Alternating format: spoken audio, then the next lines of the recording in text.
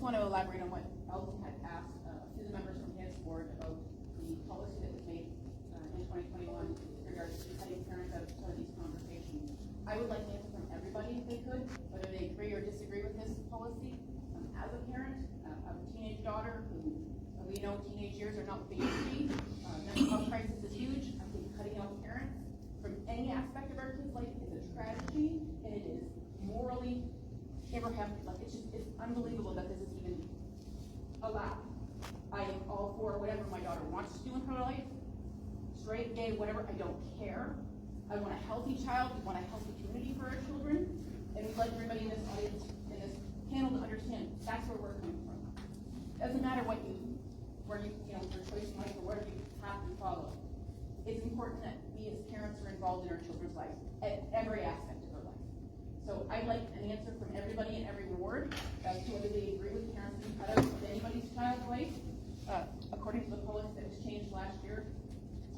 Okay, so you're addressing this to everyone, and you would just like to agree or disagree with the policy? Yes, please. So it is, I believe we only have 20 minutes left.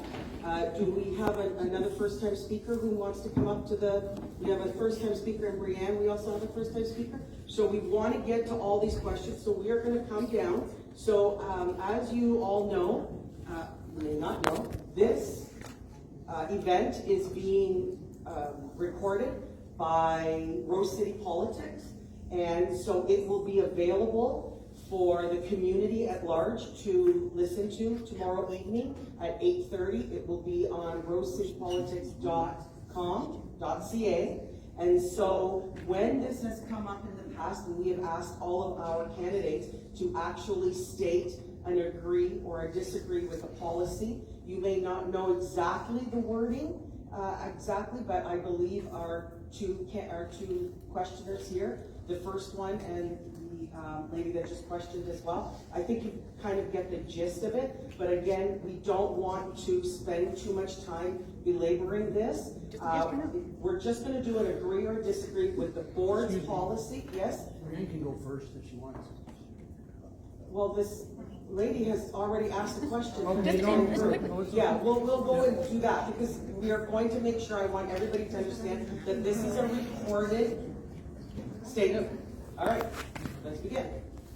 We're looking for an agree or a disagree with the current board's policy on allowing students to not, and schools to not confer or discuss a child's request for either a gender change or a name change with the parents. The parents are excluded according to this policy. Thank you very much. Yeah, I'm new candidate, as you can see. Yes, when I'm knocking doors, similar questions are asked. And as I was just yes or no thinking about it, you know, I was asking myself that, you see, if transcripts, grades, marks, the response on organization skill, etc., can be shared with the parents, why this thing cannot be shared with the parents? So we're asking you to either agree or disagree with the policy. I disagree with the policy. Okay, Thank you. Move on to Maria. I would have to hear from the board, first of all, why did they take the position that they had? I don't think that this is a simple thing to answer. As a family lawyer, a lot of the work that I do involves child protection in a courtroom where children are the subject of abuse, neglect, and atrocious things that we would never believe. If you're not running for trustee, wouldn't you already looked into all this? That having been said, sticking our heads in the sand and pretending that the problem doesn't exist is not the answer. This is a new issue. It needs to be addressed. We have to determine as a community how we're going to address it. And I simply think taking the parents out of the equation at this juncture, based on the information that I have, is not the wisest of choices. Amen. Correct.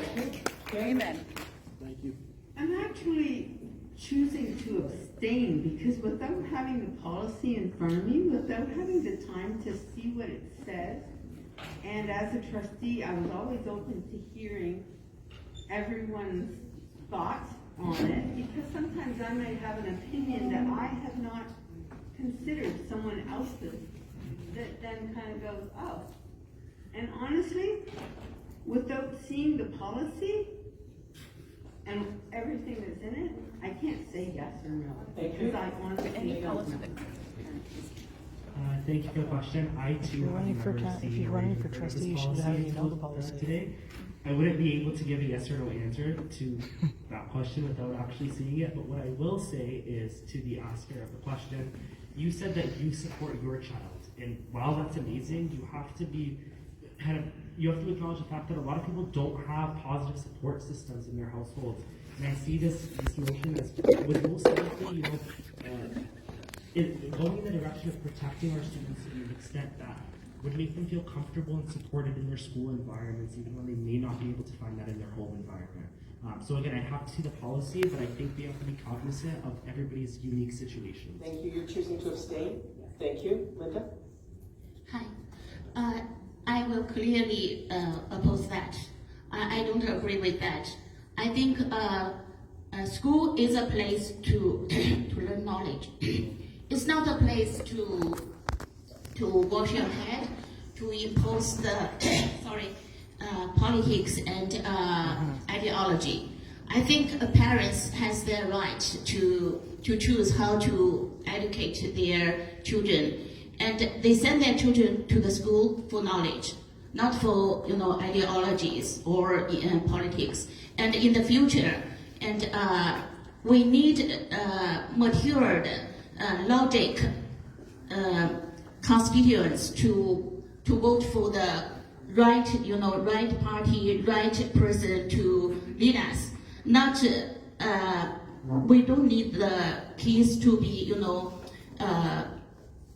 brainwashed and then to make this world kind of difficult. Thank you, Thank Linda. You are choosing to disagree. Disagree. Thank you, Sarah. Sure, I know I had a chance to answer it, so I'll just say I strongly agree with the policy, but what I will also elaborate on is that this policy was designed not to keep parents out, but to protect the safety and the dignity of students. I think, as I mentioned, that the example that was brought forward was that is in my mind around this situation was a student that didn't feel safe going to their family. And what happens when their school is their safe place and they don't want to let their parents know. I think that this policy protects students and gives them a sense of safety within the classrooms. And hearing from other educators, I know that there is support for this in their classrooms, so that they can maintain that sense of safety in the classroom. So I strongly support it. So I think I gave you an example already at one time how it is really happening around the North America and in some other places. In my opinion, parent has the right. We must allow the parents to pass their traditions on to their children. Some of the parents would know when I talk about this that they have seen these kind of assignments that I mentioned earlier brought home, or the projects that the students have done at school. Teachers work hard to cover the curricula. It is not the fault of the teachers, but it is the fault of the curriculum development. In other words, what I'm just simply saying is that the child has a right, as Sarah says, and she's very good, young people, they have the right, but it is the parent's right that must also be equally important. The parent must be involved at each and every stage of the child until the child becomes an adult. I strongly reject this kind of policies that have already been passed by the school board. The teachers must not be allowed to indoctrinate children. Thank you. We'll move on to Kristen. I just want to say that two things. I don't believe in brainwashing, and I also don't believe in excluding the parents. It's quite the opposite. It's a partnership. When you send your child to school, as far as I'm concerned, and nothing works without the involvement of the parent, the child, the administrators. Or shall I say, it works best when those three are involved. When it comes to safety of a child, I firmly believe that this is a good policy that's been passed. When you talk about preserving the life of someone or saving the life of someone. And it's been my experience that children will become forthright when they feel comfortable. And so how do you pass a policy where you're excluding some and not including others? We can look at it both ways. And so for these reasons, I agree with the policy. Thank you. Move on. It's a very complex issue, and of course, parents have the rights. However, you must look at the students. The parents that are here tonight, they care about changing policies. They care about their students. But it must be addressed, because if a student doesn't feel comfortable, I mean, there has to be a dialogue. It's not something you can just shut the door on to the parents. But I do believe that the students do have the right. Thank you. Claudette? I strongly disagree with the policy. The child belongs to the parent. Of course, if there's a problem at home, we have to look to other resources for help, but when said and done, the child belongs to the parent. Thank you. Genevieve? I disagree. I think the child can have the right in his own to express his or her personal what do you call this, characteristics or personality in the right age. But there should be some certain age, and there should be some compromise in that. So yeah, I disagree. Thank you, Gail. Thank you. So to clarify, this policy does not give blanket or 100% exclusion of knowledge to parents or sharing information with parents. This is strictly when there's a situation that a child is requesting that they feel they would prefer that the school not have a conversation with parents. It's at their request for personal safety, and we have a legal and ethical obligation to make sure that students are in safe and supportive classrooms. We have an obligation to make sure that these students are protected, and if they feel that they're in an unsafe situation, we have an obligation to respect that. So somehow I think it's been interpreted that this policy is now excluding parents 100% out of this picture, and that's not what this policy is doing. It's providing some protection at the student's request. And I think the other thing that's important to remember is that it's at that point in time that that student may feel that they require that kind of protection or consideration. But that may change over time as well, where doors may open, where relationships with family members improves or not. But it's at a point in time that a child is requesting that. Thank you. So I just we'll go wanted on to clarify that. Thank you for the clarification. Okay. Hi. So yeah, it's based on what the young man mentioned in terms of what he identifies as the policy. I've not heard of the policy, I've not seen it, but just based on the small fact that you mentioned, I disagree with what you state. I believe that kids are stronger when parents are involved in their care. I do work within a system that indicates that 12 years, kids who are 12 years and older can choose to include parents in their care or not. And I find that it works best when families are included. Of course, if there are safety concerns, then there's some level of ethical morality, and I'm bound by my own ethics and college standards that I must report and violate some policies in terms of confidentiality to ensure that students and individuals receive care when there is safety concerns. Thank you, Connie. I don't believe it's ever wise to disregard parents or keep them in the dark about anything. But this is not an agree or disagree to me. This is in all instances, we should look to broker a third party to get this issue dealt with and help the child and for the safety of the parents and the child. Thank you. Very difficult questions, Julie Burgess. This is like the wisdom of Solomon. You're not going to get a correct answer. It's sad, but not all homes are safe. Not all parents are in a position to really support their kids be themselves. Each child is unique in the world. They have a right to live and safely under the age of majority and beyond that. When this policy came in, this was to protect those kids who are not often in a safe and loving home that can be abusive once they get home. And the place of sanctuary is school, not indoctrination. You can't induce this kind of thing if there's a desire there. It's recognizing the child, supporting the child with proper professional support. The parents will get to know that. They will get to know that. But there's a place for respecting the confidentiality of a growing, vulnerable kid who feels unsafe. Just like we have many, many children in care, and they're not in their parents' home, their biological parents' home. They're in care. We honor that and respect the parents at the same time. So very difficult in individual case by case. Thank you, Julia. We'll move to David. As an educator, I agree there is times that the student wants to confine their teacher. As a parent, I do want to know. So that's my answer. Thank you. Ron? So earlier tonight I talked about the fact that I'm a champion for the marginalized. There's no doubt that a child that is coming forward and making disclosure like this in the classroom to a teacher comes from a marginalized segment of society.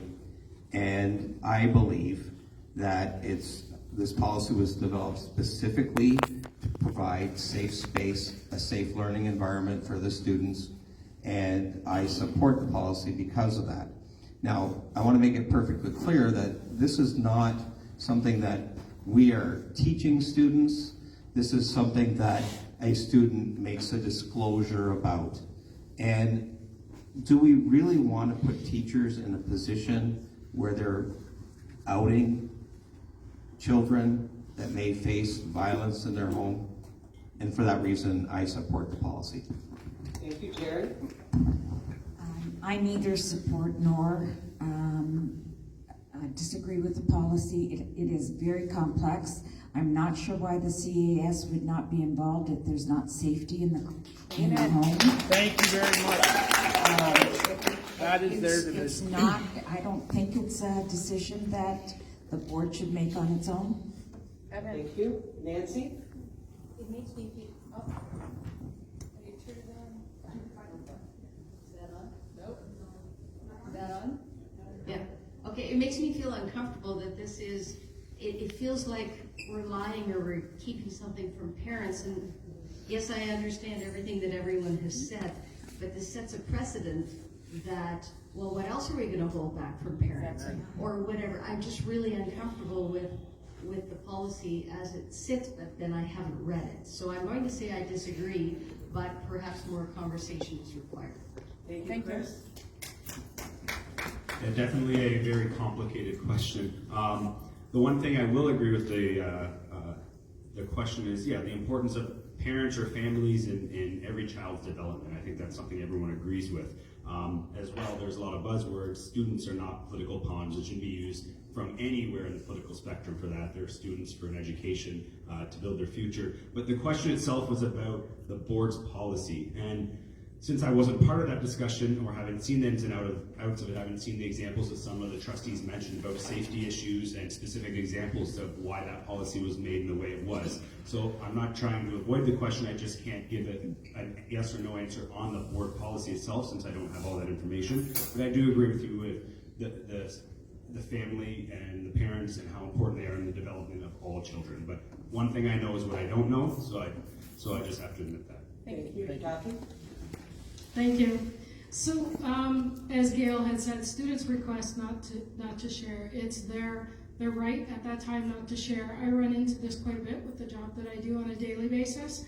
I don't believe that we should exclude parents, but I do believe that we need to have a safe place for kids to come.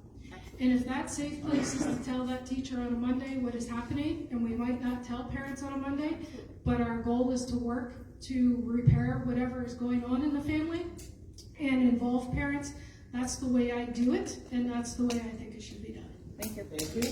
We have a first-time speaker at the microphone. Please state your name. Oh, sorry. I'm sorry. You bypassed Brianne. Brianne was there. Brianne up here?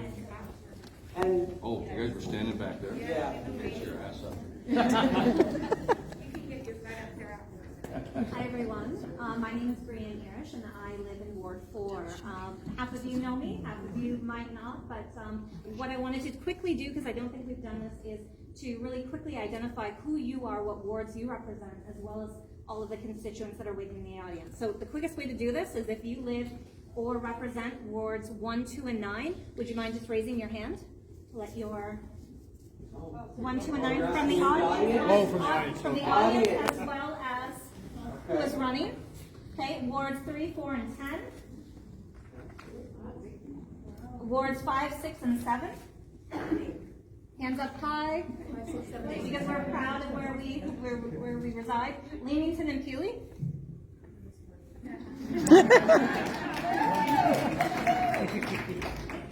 Wards 5, 6, 7, and 8.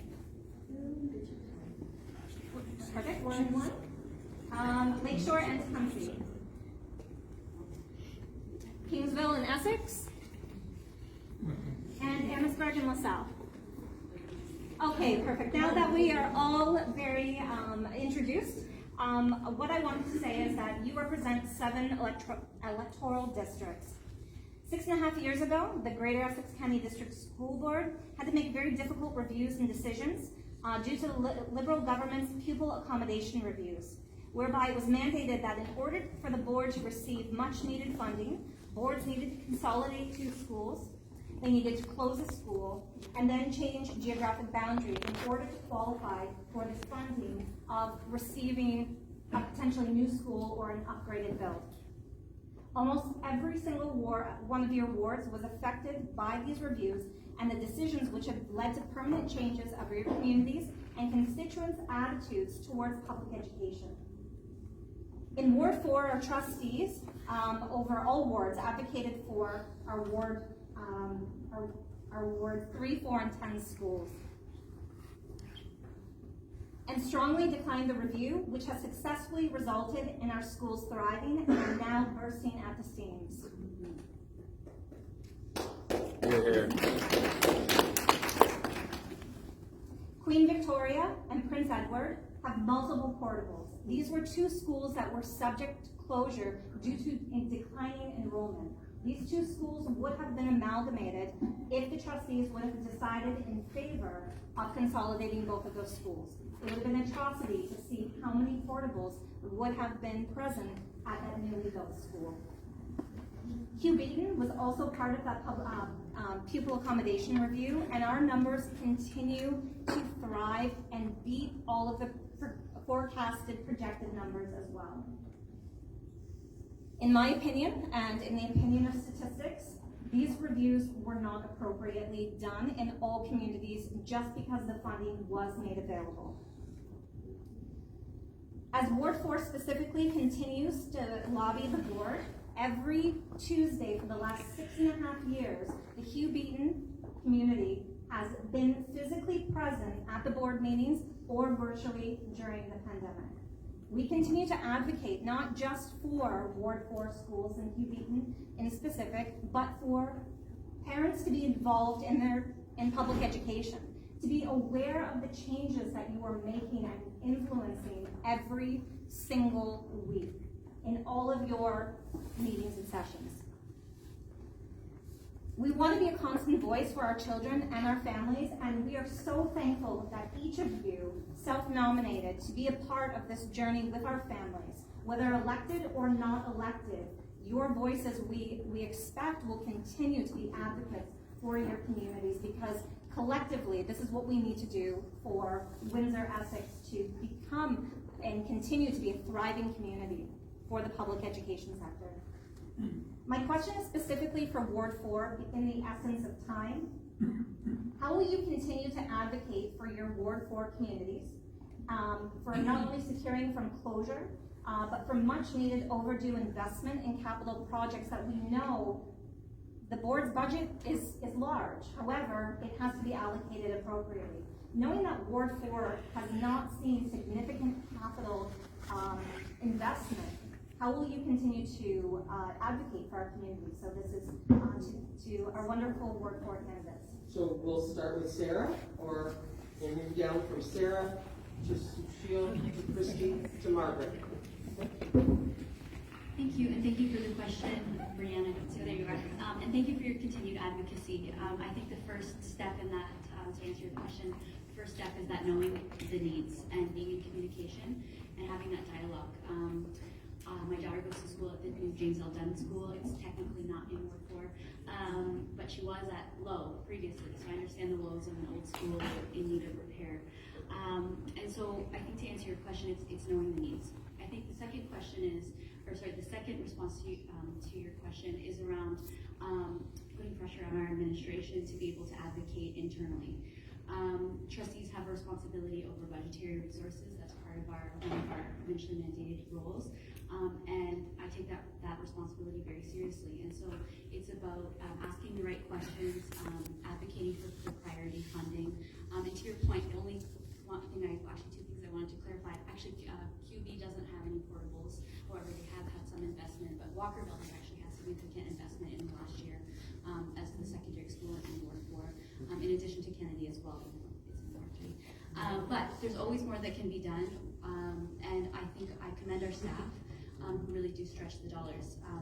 Just to summarize all of that, I think the trustee's role is to know what the needs are of the community, to be in dialogue, and then to speak to administration and advocate amongst their colleagues to be able to prioritize that when it comes time to budget.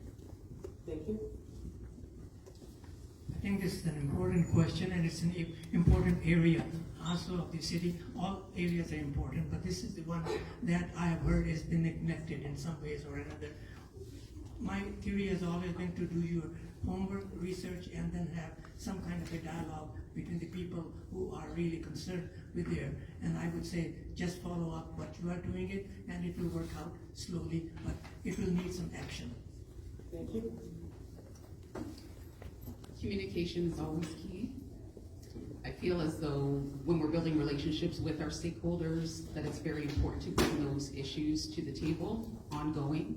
I can admire the fact that all of you have attended the trustee meetings, and so you are in the know of where the budget is being spent and how there is a surplus and where there is a surplus. And so I believe maintaining communication ongoing with our parents so that we know what the issues are is definitely a priority.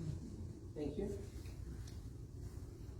I got involved in this election because I was a teacher at Forester Secondary School, and it was a fantastic school.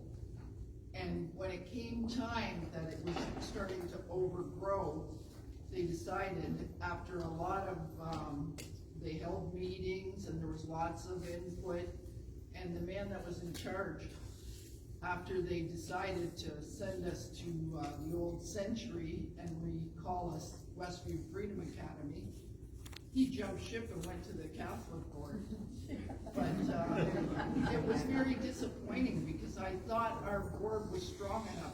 Because how can they build Tecumseh Vista out there and not get involved with Marlborough and Forester? It was very important, and it was quite sad that they just threw us under the bus like that. So I think it's very important for the board to get involved and to do things that are expensive but must be done. Thank you. Supplemental? Just wanted to thank you for your time again and for your advocacy for our communities. Thank you. First time speaker, state your name, please. Hello, my name is Tina, and I just want to thank everybody for this effort that you're trying to do to work with the board. Okay. So my question basically is, over the last few years, we've had many issues in the schools. This past year, there were issues of flag burning, which was the LGBTQ plus burning in more than one school in our system. If we are going to be inclusive and we are going to have safe schools for all students, what are some things, and this is for Ward 1, 2, and 9, what are some things that you're gonna do personally to help make the schools more inclusive? And I don't want, we're gonna like help the students be successful. I wanna know exactly what you're gonna do, because I work for the school. Thank you. Okay, we will start with, here at the, this is wards 1, 2, and 9. Thank you for the question. In reference to the specific event you're talking about,